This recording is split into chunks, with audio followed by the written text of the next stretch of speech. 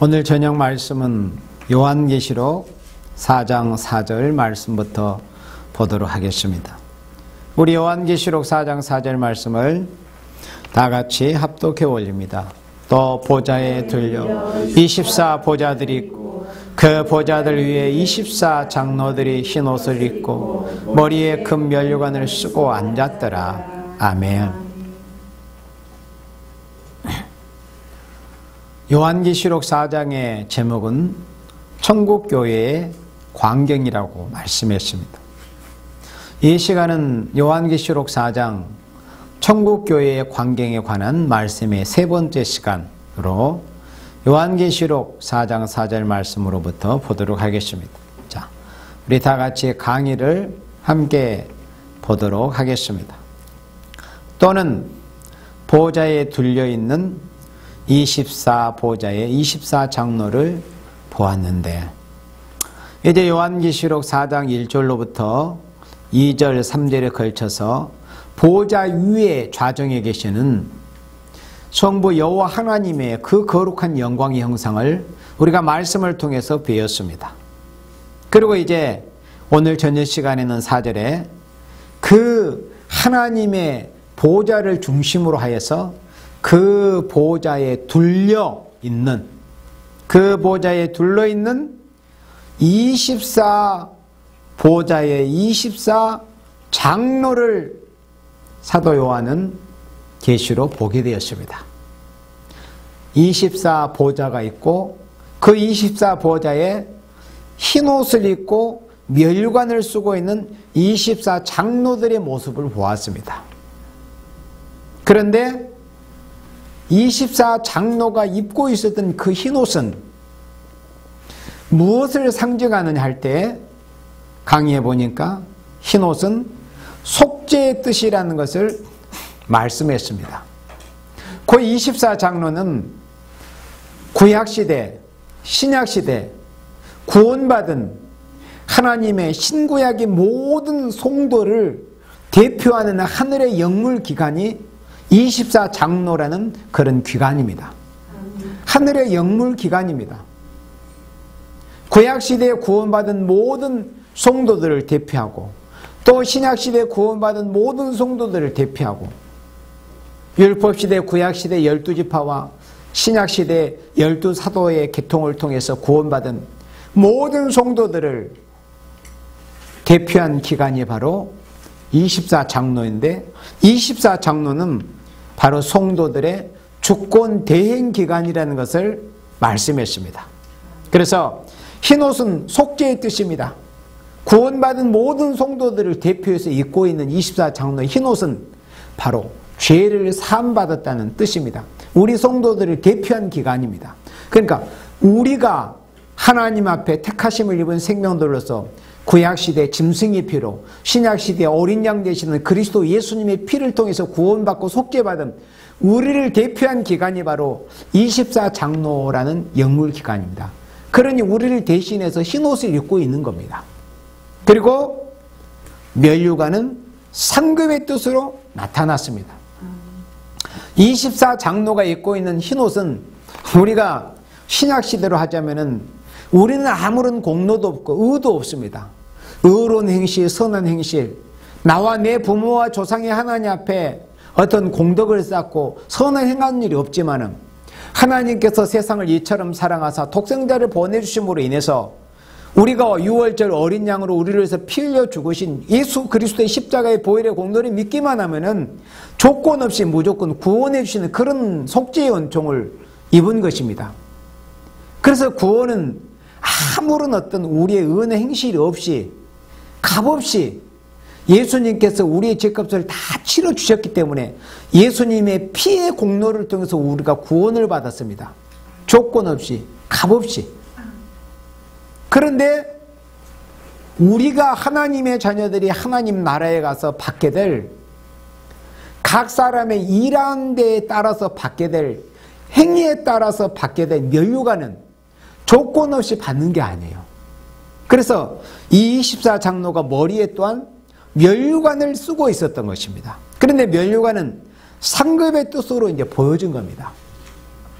구약시대 최초의 순교자 아벨로부터 시작을 해서 구약시대의 마지막 순교자인 세례 요한에 이르기까지 그 기간 동안에, 구약의 4천여 년의 기간 동안에 또 여러 사람이 그런 순교자가 있었을 것 아닙니까? 하나님께 대한 신앙을 지키기 위해서. 그리고 굳이 순교자가 아닐지라도 하나님의 이름의 영광을 위해서 선을 행하고 또 하나님을 섬기고 하나님의 백성을 섬기기 위해서 헌신적인 그런 생활을 했던, 마치 엘리야 시대의 그 오바댜와 같이 그런 분들처럼, 그러니까 하나님이 기뻐하시는 그런 행위를 했던 사람들이 결국에는 이제 하나님 앞에서 다 받게 될 그런 영광을 24장로의 머리에 면류관으로 부어주신 것입니다. 그래서 구원, 우리가 죄를 씻음받고 구원받는 것은 우리의 어떤 의로운 행실이 아무 필요 없습니다. 우리가 한 게 없어요. 오직 예수님의 십자가의 보혈로 공로를 통해서 구원을 받았습니다. 속죄의 hin옷. 그러나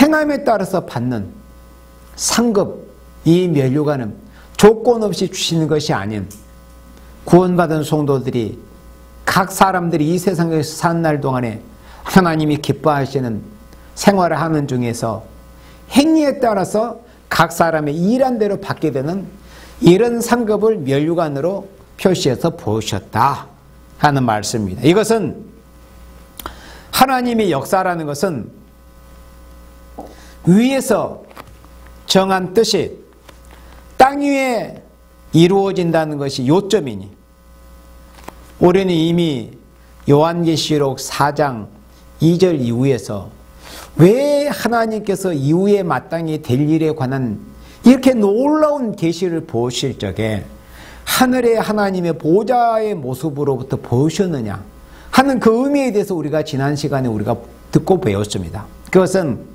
이 세상에 되어지는 모든 일들의 그 근원은 하늘 보좌에서부터 시작이 된다는 것을 우리가 2절 3절을 통해서 우리가 보았었습니다. 그래서 하나님의 역사라는 것은 위에서 정하신 뜻이, 하늘에서 정하신 뜻이 땅 위에 이루어진다는 것이 요점입니다. 핵심입니다.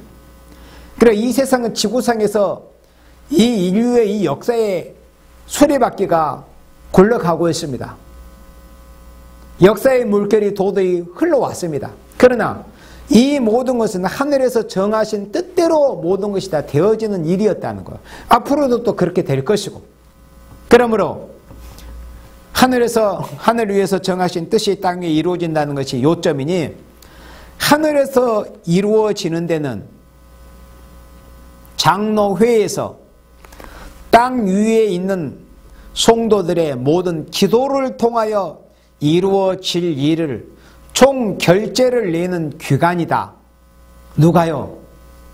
24장로라는 이 기관이.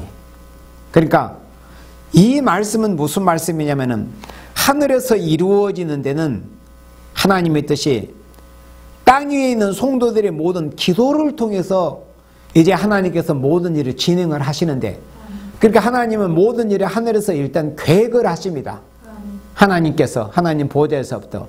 그런데 하늘에서 하나님이 계획하신 모든 일이 이루어지는 것은 그냥 이루어지는 것이 아니라 순서가, 일단 이 땅에 있는 택하신 종들과 성도들로 하여금 하나님의 하늘에 정하신 뜻이 이루어지기 위해서 기도하게 하시는 그런 과정을 거치게 하시는 겁니다.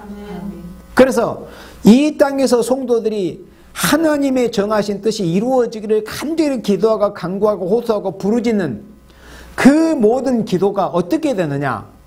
하나님 앞에 상달이 되는 데 있어서는 반드시 24장로의 결제를 거쳐서 하나님 앞에 상달이 된다는 거예요. 아무개 어떤 종은, 어떤 자녀는 하나님의 이름의 영광을 위해서, 하나님 나라 건설을 위해서, 하나님의 사랑하시는 생명을 살리시기 위해서, 죄를 부흥케 하고 죄의 복음을 증가하기 위해서 어떤 수고와 헌신을 했습니다. 어떤 땀을 흘리고 어떻게 피를 흘렸습니다. 또 어떻게 기도의 재단을 쌓았습니다. 어떻게 봉사하고 섬기고 베푸는 생활을 했습니다. 이런 모든 것을 다 24장로가 결제하는 겁니다. 무작정 우리의 기도가 하나님 앞에 다 모든 것이 다 올라가는 것이 아니라 24장로가 그런 게 결제 기간이요. 그렇게 해서 최고의 대장이신 우리 하나님 앞에 결제를 올립니다. 바로 올라가는 게 아니에요. 우리의 기도가. 여기에 대한 근거 성경 구절, 자, 참고 성구 요한계시록 5장 8절로 10절에 여기 말씀했죠. 자, 요한계시록 5장 8절로 10절. 자, 다 같이 봅니다. 자, 책을 취하심에 내 생물과, 그러니까 이 광경은 이제 우리가 다음 이제 시간에 이제 보게 될 것이지만은, 요한계시록 5장 1절에서 하나님의 오른손에 작은 책이 들려져 있는 것을 사도 요한이 계시로 보았어요. 그런데 하늘 위나 땅 위에 그 어느 곳에도 하나님의 오른손에 들려져 있는 하나님의 7인으로 봉해진 책을 받거나 뗄 리가 보이지 않았어요. 그래서 사도 요한이 그냥 목을 놓아서 크게 울었습니다. 이제 어찌합니까? 하나님께서 7인으로 봉하신 그 책이 떼어져서 개봉이 되어서 앞으로는 마지막 인간 종말의 환난의 날에 주님의 피로 값주고 사신 교회들이 환난을 면하고 하나님의 진노 재앙 심판을 면하고 하나님의 보호를 받아서 약속의 땅 에덴 동산이 회복이 되고 복구가 되고 이 땅에 그리스도 왕국 천년왕국이 이루어지는 그 축복을 받게 돼야 될 것인데, 하나님께서 7인으로 봉한 책이 개봉되지 않는다면 주님의 피로 값주고 사신 교회라 할지라도 인간 종말에 북방으로부터 오게 되는 큰 환난과 재앙을 피할 수가 없게 된 이 어찌합니까? 이 사도 요한이 너무나 답답해서 큰 소리로 목 놓아서 울었습니다. 바로 그때 누가 등장을 했습니까? 바로 그때 24장로 중에 한 명이 걱정하지 말라고 그랬습니다. 유대지파 다윗의 뿌리가 승리하셨으니까, 이기셨으니까 이 7인으로 봉한 책을 떼시리라. 그런데 하늘에는 영물기관은 천사들도 있었고 또 하나님 앞에 그룹들도 있었고 내 생물도 있었습니다. 그런데 왜 하필이면은 24장로 중에 하나가 와서 사도 요한에게 그런 비밀을 알려주시면서 위로했을까요? 바로 24장로는 성도들의 주권 대행 기관입니다. 성도들을 대신해서 하늘에서 모든 전반적인 그 업무를 처리하는 기관이 바로 24장로입니다. 그러니 마땅히 사도 요한의 일이 누구에게 관계된 일입니까? 24장로의 그 관할에 속해 있는 일입니다. 우리 성도들의 일이. 그러니까는 우리 성도들의 일을 관장하는 24장로 중에 하나가 와가지고 사도 요한에게 알려줘야 마땅히 된 것입니다. 그리고 나서 여기 요한계시록 5장 8절에 5장 7절에서 어린 양 되신 예수님께서 성부 여호와 하나님의 오른손에서 책을 취하셨잖아요. 그러니까 이제 책을 취하시니까 여기 5장 8절에서 책을 취하심에 누구에게 책을 받은 거요? 어린 양 되신 우리 구주 예수님께서 누구에게? 보좌 위에 좌정에 계신 성부 여호와 하나님께로부터 작은 책, 그 요한계시록의 말씀을 받으신 거예요. 그러니 정말 이것은 이제 만약 이 세상에서 이제 이런 일이 있었다고 가정을 한다면은 정말 소라도 찾고 양이라도 수십만 수백만만이라도 찾고 잔치를 벌여야 될 일입니다. 너무나 기쁘고 다행스러운 일이거든요. 이건 어떻게 말로 표현할 수 없는 기쁨과 감격입니다. 하나님 앞에 얼마나 감사해야 될지, 예수님께 얼마나 감사해야 될지, 예수님께서 그 작은 책을 받으셨다는 것에 대해서 우리 성도의 입장에서는 얼마나 감사한 일인지. 그래서 바로 그때 책을 취하실 때 내 생물과 내 생물은 하나님의 주권 대행기관이라고 그랬어요. 내 생물과 24 장로들이 어린 양 앞에 엎드려 각각 검은고와 향이 가득한 금대접을 가졌습니다. 24 장로가 하나님 앞에 엎드렸습니다. 납작하게 엎드렸어요. 이렇게 이런 계시를 상상해 가지고 그림을 잘 그리는 그런 성화를 이제 어떤 외국 사이트 같은데 이렇게 찾아 들어가 보면 볼 수 있습니다. 참 그런 게 부럽더라고요. 어쩌면 저렇게 잘 그렸을까? 정말 진짜 혹시라도 저런 모습이지 않을까? 그렇게 착각할 정도로 그렇게 정말 잘 그렸습니다. 물론 하나님 앞에 그런 달란트를 받으신 분들이겠죠. 24 장로가 검은고와 향이 가득한 금대접을 가졌으니 이 모습이 뭘 의미하느냐 할 때 이 향은 금대접 안에 담겨있는 이 향이 뭐냐면은 바로 성도의 기도들이라 이렇게 해석을 해주고 계십니다. 성령님께서 보혜사 성령님께서 지금 해석을 해주고 계시죠? 성경 본문에서 지금 보혜사 성령님을 통해서 해석해주고 계셔요. 이 향은 성도의 기도들이라고 그랬습니다. 그 성도의 기도를 누가 가지고 있었습니까? 24 장로가 가지고 있었습니다.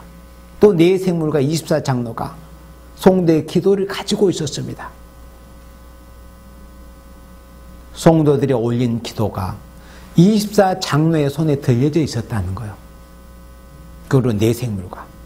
그래 이 땅 위에, 이 지구 땅 위에서, 이 세상에서 모든 성도들이 올린 그 하나님 앞에 올린 기도는 24 장로의 손에 의해서 하나님 앞에 전달이 됩니다.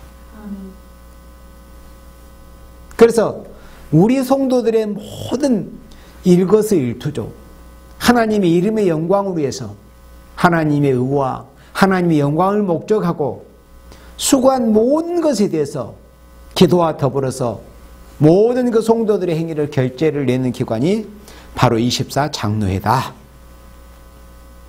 9절에 새 노래를 노래하여 가로되 책을 가지시고 그 인봉을 떼게 합당하시도다. 그러니까 어린 양 대신 예수님께서 하나님의 오른손에 들려있던 그 7인으로 봉해진 작은 책을 받았으니 얼마나 큰 경사입니까? 하늘에서도 경사요, 땅에서도 경사의 일이 아닙니까? 그래서 새 노래를 노래하여 가로되 책을 가지시고 이 책, 작은 책, 요한계시록 안에는 선지서의 모든 말씀이 담겨 있다고 말씀했습니다. 책을 가지시고 그 인봉을 떼기에 합당하시도다. 일찍 죽임을 당하사, 우리 예수님 일찍 죽임을 당하셨잖아요. 30세쯤에 메시아로서의 구원의 사역을 시작하셨습니다. 그리고 대략 우리가 아는 대로는, 추정하는 대로는 33살 우리 예수님의 그 춘추 33 정도의 그 젊고 젊으신 나이에 일찍 죽임을 당하셨습니다. 내가 죽어야 될 그 죽음이었어요. 우리가 죽어야 될 그 죽음을 예수님이 대신 당하신 겁니다. 일찍 죽임을 당하사 각 족속과 방언과 백성과 나라 가운데서 사람들의 피로 사서 하나님께 드리시고 당신의 피를 값으로 치르셔가지고 우리를 당신의 피로 사서 하나님께 드리셨다는 것입니다. 이 일을 누가 하셨습니까? 예수님이 하셨습니다. 인생 중에는 이런 일을 할 자가 없습니다. 우리 같은 인생은 죄의 질이 있는 인생, 선악과의 질이 있는 인생, 사망의 질을 담근 인생은 이런 일을 할 수가 없습니다. 하늘이나 땅이나 이 일을 하실 분은 유일하게 우리 주 예수 그리스도 뿐이시라는 거예요. 그래서 각 족속과 방언과 백성과 나라 가운데서 사람들을 피로 사서 하나님께 드리시고 10절에 저희를 우리 하나님 앞에서 나라와 제사장을 삼으셨으니 우리를, 여러분들을 하나님의 나라의 나라, 그 시민권을 얻게 하는 나라로 삼으셨다는 거예요. 자녀의 권세를 얻게 하셨다는 거예요. 그리고 제사장까지 삼으셨다는 겁니다. 왕같은 제사장, 하나님의 나라의 백성으로 시민권을 얻게 하시고 나아가 제사장으로까지 삼으셨다는 거예요. 제사장은 마무리해서 기도하는 사람입니다. 하나님 앞에 백성들을 위해서 기도하는 사람이 제사장입니다. 여러분들, 예수님께서 우리를 나라와 제사장으로 삼으셨습니다. 남을 위해서 기도하는 사람이 제사장입니다. 다른 생명을 위해서 희생하고 다른 생명을 섬기고 자신을 희생해서 다른 생명을 위해서 기도하고 섬기는 생활을 하는 사람, 하나님과 다른 생명 사이에서 중보자가 되어주는 사람, 바로 이런 사람들이 하나님 앞에서 제사장들입니다. 우리를 제사장으로 삼으셨다는, 왕같은 제사장으로, 제사장의 사명을 다해야 됩니다. 우리를 나라와 제사장으로 삼으셨습니다. 그러니 저희가 땅에서 왕노릇 하리로다. 왕같은 제사장으로, 제사장의 사명을 하나님 앞에 충성되이, 하나님 보시기에 충성되고 진실한 종으로서 작은 것에서부터 충성하여 하나님 보실 때 인정하시린 만큼, 인맞으리 만큼, 첫째 부활에 참여하리 만큼 인정을 받는다면 하나님 앞에 제사장으로서 땅에서 왕노릇을 하게 된다는 겁니다. 저희가 땅에서 왕노릇 하리로다. 이 땅에 예수님이 재림하셔서 이 땅을 다윗의 왕국이 회복이 돼서 예수님께서 친히 다윗의 위에 앉아서 야곱의 집에서 왕노릇 하시는 그리스도의 나라 천년왕국이 이 땅에 이루어질 때, 예수님의 나라가 저 하늘이 아닌 이 땅에서 먼저 천년 동안 이 땅에 이루어질 때 이 땅에서 천년 동안 왕노릇을 한다고 했습니다. 그리고 요한계시록 21장 25절로 29절에 보니까는 이 땅에서 왕노릇하는 땅의 왕들이 자기의 영광을 그대로 고스란히 가지고서 영원한 무궁색의 찬란한 천국, 영원한 새 예루살렘 도성, 영원한 무궁색의 천국으로 땅에서 왕노릇했던 그 왕권의 영광을 고스란히 가지고 간다는 것을 요한계시록 21장 25절 이후에는 말씀했습니다. 다시 강의 봅니다. 왜냐하면 성도의 주권은 행한 대로 왕권을 받을 주권이기 때문입니다. 성도에게도 주권이 있을 거 아니에요, 여러분들. 그죠? 우리는 예수님을 믿어서 하나님 앞에 의롭다 하심을 받았어요. 하나님의 자녀이기 때문에 주권이 있습니다. 하나님의 자녀로서, 성도로서. 기도도 주권이에요, 여러분들. 아무나 구한다고 줍니까? 여러분들. 지나가는 사람한테 아무 관련이 없는데 괜히 다른 사람한테 뭐 돈 달라 뭐 달라 그렇게 할 수 있습니까? 그러나 지나가는 어떤 사람이 자기 아빠, 자기 엄마, 자기 아버지, 자기 어머니라면은 달라고 할 수 있는 권리가 있잖아요. 자녀이기 때문에. 그러니까 우리 성도들이 하나님 앞에 기도할 수 있는 것이 성도의 주권이에요. 그리고 하나님의 나라를 위해서 일할 수 있는 것도 주권입니다. 그런데 성도의 주권이라는 것은 행한 대로 왕권을 받을 주권입니다. 이런 주권을 우리가 부여를 받았어요. 너희가 이제 예수 믿어 의롭게 되었고 하나님의 자녀가 되었으니 하나님께로부터 성도로서 하나님의 자녀로서의 주권을 부여받았다. 그러니 너희들이 주권을 행사해라. 그 주권을 행사하기 위해서는 이 땅에서 행함이 있어야 돼요. 구원은 다시 말씀하지만은 우리 행함이 아무 필요 없습니다. 무익합니다. 어떤 의나 어떤 행실, 어떤 선행이라도 우리가 죄를 사함받고 지옥의 불길을 피할 수 있는 방법은 없습니다. 인간의 어떤 것으로. 오직 그리스도 예수 그리스도의 십자가의 보혈의 피를 통해서만이 우리는 지옥 불구덩이에서 건짐을 받아서 천국으로 옮기게 됩니다. 하나님의 자녀가 됩니다. 그러나 면류관을 받고 상급을 받아서 왕권의 면류관을 받아서 하나님 나라에서 왕노릇을 하게 되는 것은 이 세상에서 예수 믿어 의롭게 된 성도로서 행함이 있어야 된다는 거예요. 기도의 분량을 쌓고 남을 살리기 위해서, 남을 온전케 하기 위해서, 남 구원하는 일을 위해서, 하나님의 영광이 나타나고 하나님의 뜻이 이루어지는 일을 위해서 기도하고 또 자기의 마음과 몸을 다 주의 제단에 드리면서 헌신의 생활한 이런 행함이 있어야만이 왕권의 축복을 받게 된다는 겁니다. 그래서 성도의 주권은 행한 대로 왕권을 받을 주권이기 때문이다 그랬습니다. 이후에 마땅히 될 일은 지상왕국이 이 땅에 이루어진다는 것입니다.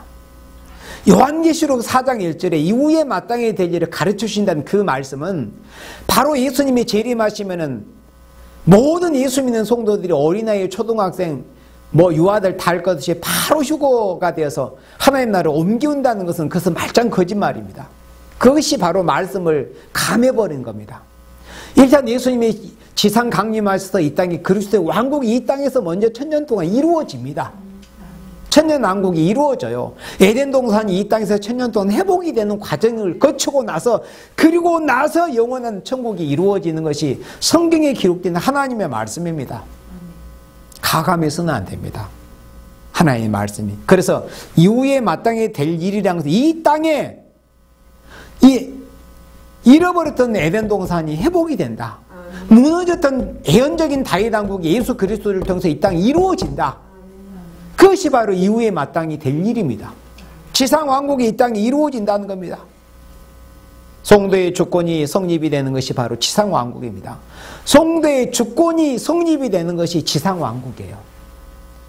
성도가 하나님 앞에 무엇을 받는다고 할 것 같으면은 그 주권 행사에서 뭔가 누릴 것이 있어야 돼. 누릴 장소가 있어야 될 것 아닙니까? 바로 성도의 주권이 성립이 되는 것이 바로 지상 왕국이라는 거예요. 어떤 사람이 왕이 됐다고 합시다. 왕 노릇을 하려면은 나라가 있어야 되고 백성이 있어야 되고 주권이 있어야 되잖아요. 여러분들. 그렇지 않고 나라도 없고 백성도 없고 주권도 없는데 나 왕이다. 내 나라는 어디 있다. 그건 허무맹랑한 소리에 불과한 것이죠. 그래서 천국은 믿음으로 되는 것입니다. 천국은 믿음으로 가지 행함으로 가는 곳이 아닙니다, 여러분들. 천국은 행함으로 가는 것이 아닙니다. 오직 예수 그리스도의 십자가의 보혈을 우리가 믿음으로 천국에 갑니다. 그러나 천국, 이 땅에서 이루어지는 지상천국, 곧 천년왕국, 마태복음 25장에 예수님께서 천국을 비유한 그 천국, 이 땅에서 지상에서 이루어지는 천년왕국의 천국을 말씀한 겁니다. 이 땅에서 이루어진 지상왕국의 천국을 거쳐서 영원한 무궁색의 천국으로 이제 옮겨가는 것이 순서입니다. 그래서 천국은 영원한 무궁색의 우리 성도들이 궁극적으로 가서 영화와 영광을 누리게 될 그 천국은 믿음으로 가는 것이지 행함으로 가는 것이 아닙니다. 그러나 하나님의 나라, 이 땅에서 천년왕국이 이루어지는 지상천국, 또 영원한 무궁색의 천국에서 성도들이 가서 누리는 상급, 영광, 면류관은 조건 없이 받는 게 아니에요. 누리는 게 아닙니다. 각 사람의 행함에 따라서, 각 사람의 행위에 따라서 누리게 된다는 것입니다. 그래서 천국은 믿음으로 되는 것입니다. 그러나 지상왕국은 일한 데 따라서 받는 것입니다. 지상왕국은 각 사람의 일한 데 따라서 받게 되는 거예요. 예수님께서 마태복음 25장에 5달란트를 비유하셨습니다. 2달란트 비유하시고 1달란트, 한 양중을 비유하셨잖아요. 누가복음 19장에서는 10문화를 비유하셨습니다. 그것은 뭘 의미합니까? 성도들의 행함에 따라서 주님께서 갚아주시고 누리게 하시겠다는 것을 예수님께서 비유로 말씀해 주신 겁니다. 구원은 조건 없이 오직 어린 양 대신 예수님의 피로 구원을 받지만은 주님의 나라, 하나님의 나라, 지상천국, 영원한 천국에서 누리게 되는 상급과 영광은 각 사람의 행함에 따라서 받게 된다. 그런데 그 결제를 누가 하느냐? 다시 원점으로 돌아가서 하늘의 영물기관 24장로회에서 그 결제를 내게 된다 하는 것입니다. 그래서 믿는다는 조건이 아니고 일했다는 조건으로 영광을 누리게 된다. 시민권을 우리가 얻는 것, 하나님의 나라에 가는 것은 예수님의 공로로 조건 없이 되는 것이지만 영광을 누리고 왕노릇 하는 것은 우리가 행함에 따라서 24장로회에서 세밀하게 결제를 통해서 하나님께로부터 받게 되는 것이 왕권이요 영광이다 하는 말씀입니다. 그 다음 5절 우리 다 같이 합독합니다. 보좌로부터 번개와 음성과 뇌성이 나고 보좌 앞에 7 등불 켠 것이 있으니 이는 하나님의 7 영이더라. 아멘. 강의 봅니다. 하나님의 보좌로부터 번개와 음성과 뇌성이 나오는 것은 5절에서는 하나님의 보좌로부터 번개와 음성과 뇌성이 나왔어요. 이건 뭘 의미하느냐? 4절에서는 24 보좌들이 둘려있고 그 보좌의 24 장로들이 흰옷을 입고 머리에 금면류관을 쓰고 앉은 모습을 보여줬습니다. 그러니까 죄를 사함받은 모습, 성도들의 죄를 사함받은 모습, 또 상급을 받고 영광을 누리게 될 모습을 4절에서 보여주는데 이 모든 것은 하나님의 보좌로부터 이제 비롯된다 하는 것을 4절에서 말씀했는데 5절에서는 이제 반대의 경우입니다.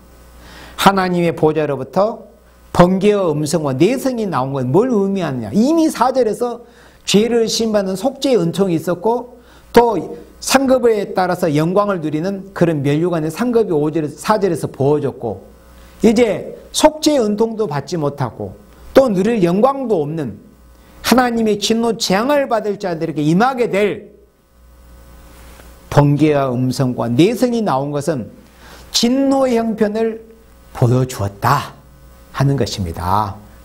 그래서 보호자 앞에 7명의 역사가 등불로 나타난 것은 도대체 7명의 역사가 무엇인가? 5장에 가면 이제 더 자세히 이제 보게 되겠지만은 요한계시록 5장에 보면은 하나님께서 우리 예수님께서 7명을 보내시는 그런 말씀이 이제 요한계시록 5장에서 보여지게 되는데 여기 미리서 이제 4장 5절에서도 7명의 역사가 등불로 보여지는 이런 모습이 계시를 통해서 보여졌습니다. 이 무슨 뜻이냐면은 여기 강의대로 종말의 완전 역사가 보여진 것이다 그랬습니다. 종말의 완전 역사. 하나님은 완전하십니다.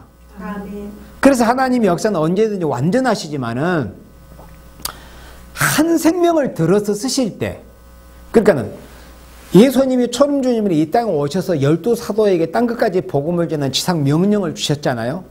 땅끝까지 복음을 전해라. 그런데 예수님의 직계 12사도와 또 이방의 사도로 세우신 사도 바울에게 주님께서 사명과 명령을 주셨어요. 그런데 그분들에게 성령님께서 완전 역사를 주시고 행하셨습니까? 그렇지 않습니다. 분명 우리가 성경을 통해서 보지만은 그분들 역시도 우리와 성정이 똑같은 분들로서 부족이 있었어요. 또 때로는 뭐 성경에 보면 바울과 베드로가 굉장히 대판 싸운 그런 일도 있었고 또 바울과 바나바가 대판 싸운 일이 있었고 또 외시가는 베드로를 바울이 오미 또 꾸짖은 그런 일도 있었고 또 바울이 기분이 상해가지고 복음을 전하는 과정에서 조금 어렵다고 인내하지 못하고 획 돌아가 버린 마가에 대해서 바울이 기분이 상했던 그런 모습도 볼 수 있었고 그러니까 하나님께서 은혜 시대에 사용하셨던 종들은 성령을 부어주셔가지고 들어 쓰시긴 했지만은 그 한 생명에게 완전 역사를 부으셨던 것은 아니었습니다. 은혜 시대는 부분적으로 성령께서 믿음의 은사를 주고 애언의 은사를 주고 방언의 은사를 주고 뭐 지혜의 은사를 주고 로마서 12장과 고린도전서 12장과 고린도전서 14장에 성령께서 역사하신 것은 부분적으로 각 사람의 분량에 따라서 그렇게 역사하시는 모습이 은혜시대 성령의 역사였어요. 그때는 은혜시대는 죄인을 불러서 천국에 그 영혼을 보내시는 그런 역사였습니다. 낙원에 거쳐서. 그런데 종말의 역사는 하나님께서 완전 역사가 이제 임하게 된다는 거예요. 하나님의 완전 역사가. 왜냐? 이 마지막 복음이란 것은 심판의 다림줄이기 때문에 이 말씀을 조금이라도 가하거나 감하거나 잘못 만약에 전해진다면은, 물론 지금은 시기적으로 정확하게 그런 때가 아직 들어간 건 아닙니다. 지금은 나 역시도 우리 역시도 조금의 부족은 있습니다. 그러나 성경의 말씀대로 이제 한 일이라는 기간, 전 3년 반이라는 기간 동안에 1260일 두 증인이, 하나님이 입맞은 종, 살아서 역사하시는 변화송도 두 증인이 세우심을 입어서 역사가 시작이 될 때는 조금 더 가감없는 그런 역사가 진행이 되는데, 심판의 다림줄의 역사이기 때문에 1.1일이라도 말씀을 잘못 전하게 되면 큰일 나잖아요. 그래서 완전 역사를 부어주셔가지고 완전 역사를 하나님이 하시는 겁니다. 아멘. 은혜 시대는 본욕으로 부어주셔가지고 각 사람의 사명과 그릇과 분량에 따라서 일하고 역사하도록 하셨습니다. 그러나 종말에는 한 종 14만 4천 개개인의 모든 종들에게 완전한 역사를 부어주신 겁니다. 성령의 완전 역사가 임하게 되는 거예요. 바로 그 역사가 7명의 완전 역사라고 하는 것입니다. 그래서 보좌 앞에 7명의 역사가 등불로 나타난 것은 종말의 완전 역사가 보여진 것이다. 그랬습니다. 7 등불 켠 것이 있으니 이는 하나님의 7 영, 하나님의 영이시라니까요. 하나님의 영이에요. 하나님의 영. 사람이에요? 어떤 집단은 죄에 지르는 우리 같은 인생 사람을 7 영이라고 그랬잖아요. 얼마나 무지한 소리입니까? 7 영은 하나님의 7 영이라고, 하나님이 영이시라니까요.